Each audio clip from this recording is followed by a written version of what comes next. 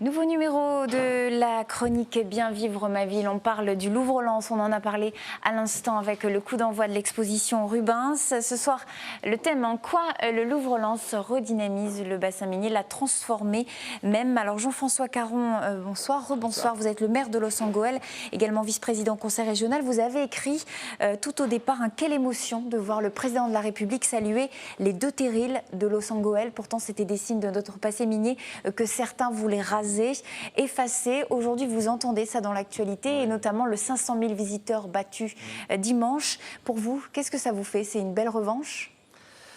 Oui, en fait, c'est le deuxième temps de la reconversion du territoire minier. On a fermé les mines en 90. Dans un premier temps, il y avait un peu une tentation de tout raser, d'oublier cette histoire, de vouloir ressembler à tout le monde. Et puis finalement, progressivement, on s'est imposé l'idée que ce n'est pas en se reniant qu'on pourrait construire l'avenir et que simplement il fallait un nouveau départ. Il faut corriger les plaies du passé et il faut des nouveaux lieux d'investissement, des signes d'espoir. Il y a eu l'inscription à l'UNESCO qui est la plus belle reconnaissance mondiale pour un territoire. Et puis il y a l'arrivée du Louvre. Et il y a une symbolique à 2012 de renaissance. Oui. Xavier Dectaux, vous savez que la région porte beaucoup d'espoir, donc vous l'entendez sur votre musée, le musée du Louvre-Lens. On a beaucoup parlé de l'effet Bilbao, en référence à cette ancienne région minière qui a été transformée par le musée Guggenheim. Est-ce que vous rêvez, est-ce que vous pensez qu'un jour on pourra dire un effet Louvre-Lens ? Par certains aspects, je pense qu'on peut déjà dire un effet Louvre-Lens parce qu'il y a déjà beaucoup de choses dans ce territoire qui ont changé au cours des dernières années. Et avant même l'ouverture du musée ou depuis l'ouverture du musée, c'est un territoire qui se transforme. Jean-François Caron en a parlé, l'inscription du territoire au bassin minier, du bassin minier au patrimoine mondial de l'UNESCO, était déjà un élément de cette transformation. L'arrivée du Louvre-Lens l'a encore renforcée. Et aujourd'hui, oui, c'est un territoire qui est en pleine mutation. Alors, qu'est-ce qu'il va devenir et à quel rythme est-ce qu'il va le devenir? C'est un peu tôt pour le dire. Mais en tout cas, ce qui est évident aujourd'hui, c'est que la mutation, elle est là. Alors, la mutation, il a fallu la faire, l'accompagner. Jean-François Caron, il a fallu faire des aménagements. 500 000 personnes, comment on fait pour accueillir tout ça? Alors là, 500 000 personnes autour des œuvres, c'est vraiment le métier de Xavier Dectaux. Mais après, il y a tout ce qui est autour, les hôtels, les restaurants. Voilà. Il y a toute une mutation du territoire. Il faut la capacité d'hébergement, il faut transformer la restauration, il faut donner une image du territoire qui fait qu'on ne va pas au Louvre en disant je ne regarde pas ce qu'il y a autour et j'y vais juste pour rentrer dans le musée. Il faut donner envie aux gens de rester chez nous quelques jours, découvrir. Alors, pour ne pas qu'ils soient tentés de poursuivre leur périple ailleurs. Oui, ou tout simplement de faire un aller-retour en TGV.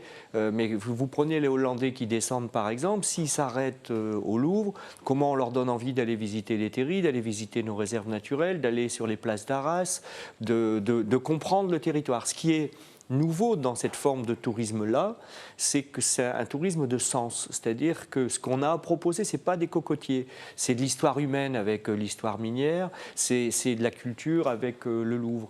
Et il y a tout un environnement à construire. Et ce qui est très intéressant, c'est que déjà maintenant, on a des développements économiques au-delà. Par exemple, le pôle numérique culturel, qui est l'idée de développer les métiers de la numérisation des œuvres, mais au-delà, c'est toute une filière qui va pouvoir s'installer dans le Lensois. Vous voulez dire que l'impact, bien sûr, premier, c'est bien sûr le tourisme, mais après, tout le reste, les créations d'entreprises, les gens qui ont peut-être aussi envie de rester sur le territoire, les jeunes. Exactement. Il y a aussi un aspect d'image. Aujourd'hui, il y a une fuite des jeunes du territoire. Si le territoire passe à la télé, est présenté positivement, qu'on est fier d'être du territoire minier, alors on a plus envie d'y investir, on a plus envie d'y rester quand on a des diplômes.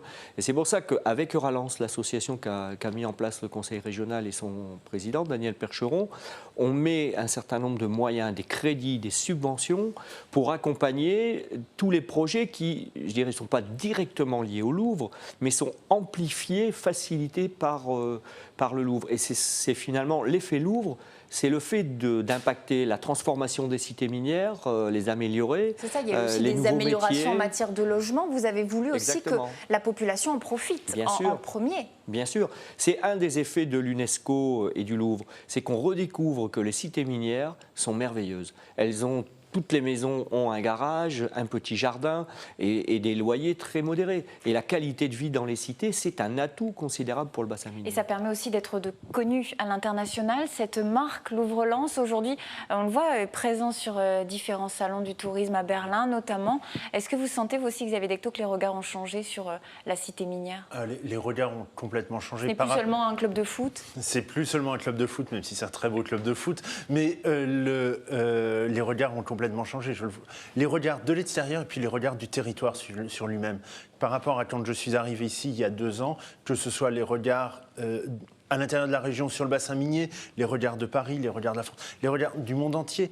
Vous avez parlé de notre présence sur les salons touristiques, je citerai autre chose. Depuis le 4 décembre, Lens a eu des articles 3 fois dans le New York Times, qui est quand même le journal de référence, j'allais dire pratiquement au niveau mondial. Y compris Lens a été classé dans les 50 destinations à voir cette année, bien loin devant Paris. C'est ça aussi le fait qu'aujourd'hui, effectivement, le Louvre-Lens, l'inscription au patrimoine mondial ont permis de mettre Lens et le territoire, le bassin minier sur la carte du monde. Jean-François Caron, vous avez parlé des regards qui changent, les mentalités également. Est-ce que vous sentez plus de fierté, vous qui rencontrez vos habitants en permanence, par exemple? Oui, mais c'est vraiment ça. C'est-à-dire qu'il y a avec l'inscription UNESCO, il y avait l'idée qu'on peut relever la tête, on peut être fier de notre histoire. Et si vous êtes enroulé sur vous-même, vous n'entreprenez pas, vous n'êtes pas dans votre tête dans la même position que si vous assumez, si vous êtes fier. Et derrière, l'arrivée du Louvre, 6 mois après, amplifie cet effet. Vous en parlez dans les médias, on voit dans les journaux, on voit dans les hebdomadaires. Et donc, il y a cette fierté, c'est un moteur pour l'avenir. Parce que si vous êtes dans la sinistrose et dans la désespérance, il vous reste à vous jeter dans le canal. Alors on n'a plus de canal à Lens, il faut mieux s'investir et mettre son énergie pour le territoire. Merci beaucoup Jean-François Caron, merci également Xavier Dectaux d'avoir été sur ce plateau ce soir. C'était la chronique Bien vivre ma ville.